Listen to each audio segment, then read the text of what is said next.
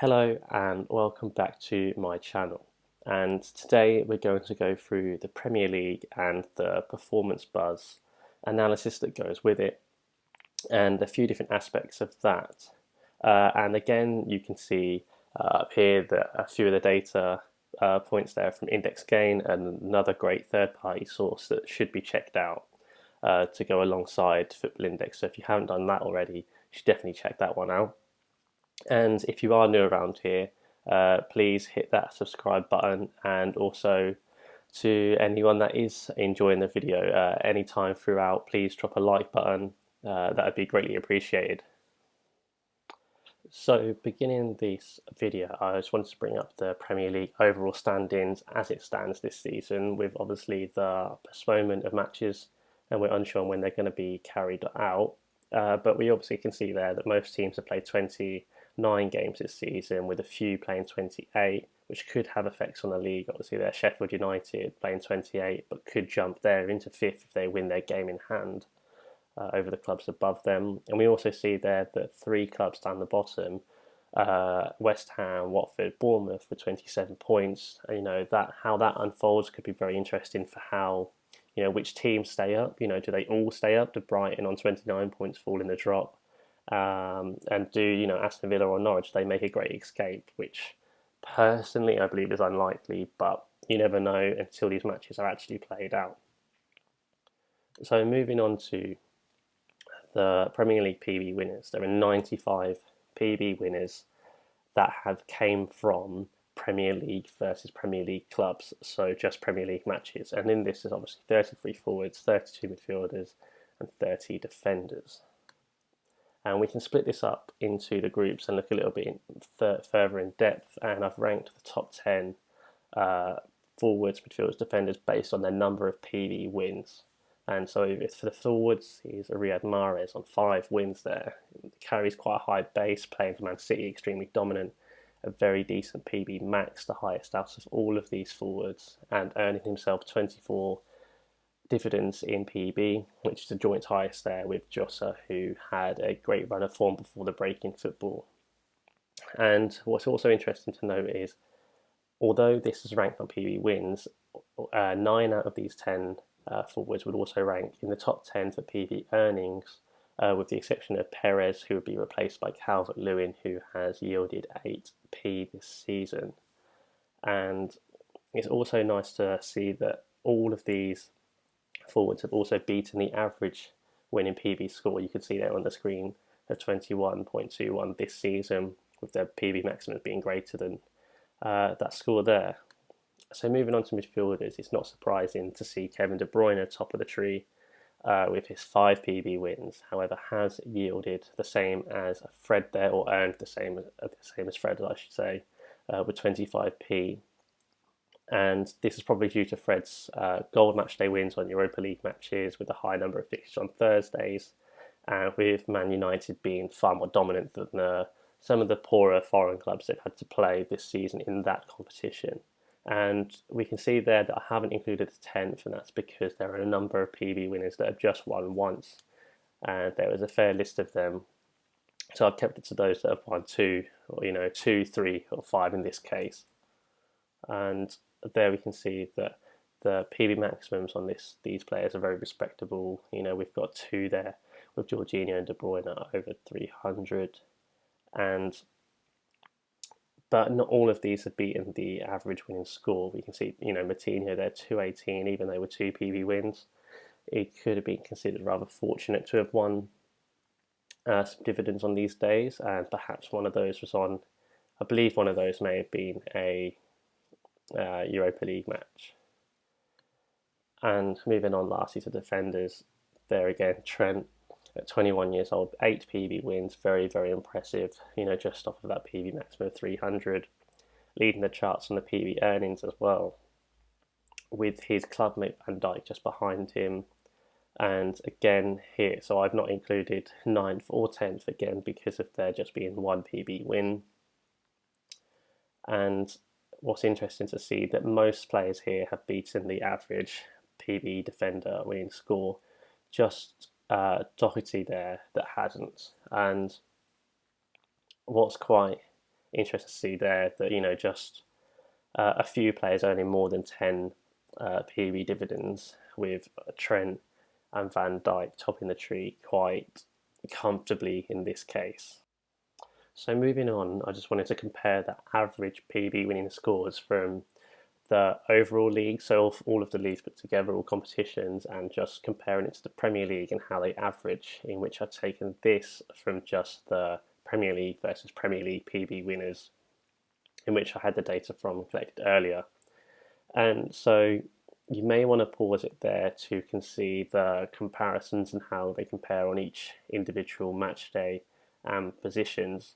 However, I have also sorted a table here in which you can see shows the differences and how the Premier League fares in comparison to the average PB winning scores. And we can see there that within the midfielders, it's considerably lower on all of the match days.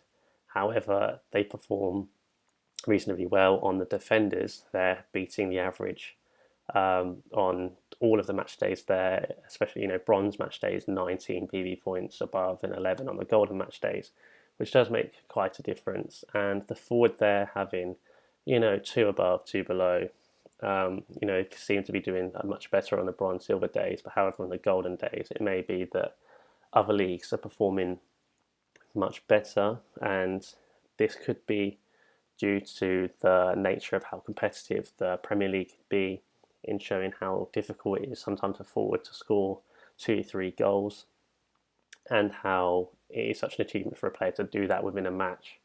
And also just for a midfielder to really dominate a game single-handedly to win PB. And perhaps this is done more so in other leagues that aren't considered, so competitive, without naming any of the leagues, but some of these matches and leagues may come to mind. So following on from the PB average theme, I've just put in here the top 10 PB average players from the Premier League, with De Bruyne there out on top by 14, just over 14 points. Very impressive due to his extreme amount of assists this season and goal involvement for Man City. And despite being second and not quite catching Liverpool, they've still been very good, particularly in some matches this season. And De Bruyne starred versus Leicester once a season, scoring once, maybe twice, or scoring and assisting both goals, I think it was. So he's had some very impressive games this season. And it seems the community really like him as well. A great player to watch just on the football pitch without even considering Football Index. And it's also interesting to see these players here have all won performance bars at some point this season, with the exception of Andrew Robertson there, that's quite often being beaten by his 2 club mates you can see on the screen, Trent and Van Dijk, who have yielded above 60p between them. So it's very impressive and shows how competition can affect PB scores within your own team. And we can just move on here to the PB maximums, in which it's interesting to see that only 3 names from the previous screen show on this screen here with the PB maximum. So Rodri, Kevin De Bruyne, and Trent Alexander-Arnold appear on both of the averages and the maximums, which also indicate, how well they have scored on the PB matrix this season. Rodri perhaps may have been unlucky to not win as much PB, but again, it's that club competition with Kevin De Bruyne hitting some great peak scores. And we know that Rodri hit his peak score in the West Ham 2-0 win, in which he scored the game-winning goal, made over 150 passes, I think it was, an absolute domination from Man City, and many players scored very well that night for Man City, but obviously only 3 players can take the PB win, and 1 with the star man. So here we have each club, and we can show here by position what player has scored over the average winning positional score for each team the most number of times there. So for example, we can see that Trent Alexander-Arnold has won, although won PB 8 times, he's actually beaten the average defender winning score 10 times this season for Liverpool, which is more than any of his club mates such as Van Dijk or Andrew Robertson, for example, and that's why he would be in this category. And we can see there are some gaps in this case, there hasn't been anyone in that position from that club that have beaten the average winning score. And that might be something you take into consideration when hitting these PB peaks to score, the PB dividends. And it's interesting to see there, a lot of teams that have got all three positions covered have done very well this season. But it's also interesting to see there's an anomaly there in Aston Villa. They've got one player in each position there that have scored once over, unlike some teams. And it could indicate, when they play well, they do play very well. However, it also could show some inconsistency this season.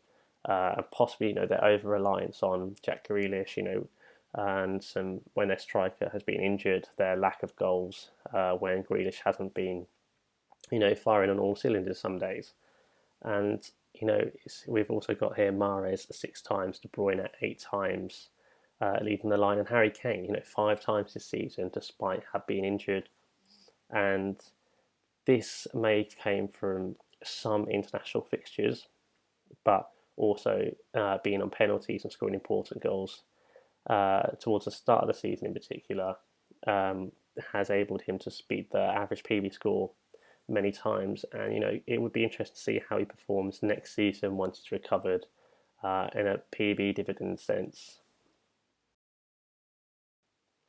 And the last sort of table here, the point I want to show to you, is the number of times a player has won PB playing for a particular team, and a number of times that a player has won PB playing against a particular team there. So, for example, we can see that 21 players for Liverpool have won Performance Buzz dividends this season. And we can also see there that 18 players have won Performance Buzz dividends playing against West Ham this season, as I mentioned earlier, with Rodri's PD maximum against them this season. And it could just indicate the styles of play that favour Performance Buzz and hinder Performance Buzz, or allow for one team to be particularly more dominant over them. And with the 21 wins for Liverpool, it may just indicate, how good they've been this season. So you may want to factor in, have they just been extremely good, or do they actually favour the PB matrix and how that works? But certainly, Trent's 8 wins, Van Dijk's 4 wins, those 12 wins there add up to the 21 wins they have had this season. Leicester, they're particularly dominant, particularly around the back. I do find they make a lot of passes between them, and they obviously have players like James Maddison and Tielemans in midfield looking to break down defenders. And I was surprised to see Man City at 11. I thought they might be slightly higher, but it just may show that how they've just been a little unfortunate this season and haven't quite been as ruthless as they have been in the previous 2 seasons. And on the other hand, West Ham and Newcastle, being top of the teams against, it may just show how they sit back quite often. They're quite happy for the other team to have the ball. They want to focus on staying compact, staying quite solid through the middle and being hard to break down, which allows for a lot of passes between players on the other team. They may still be inviting a lot of crosses, a lot of shots on, and this may be why these teams have had a lot of PB wins against them, with the only team there that hasn't is Liverpool, being ruthless in possession, scoring a lot of goals this season and being very, very good. So that concludes this video, and I want to thank you if you have watched the entire video, as I do believe it is a little bit longer than my previous ones. However, you can look forward to seeing the remaining leagues coming out in the near future. And once again, if you did enjoy the video, please drop it a like, and please subscribe if you are new around here. So with that, I'll have a good day, and I'll catch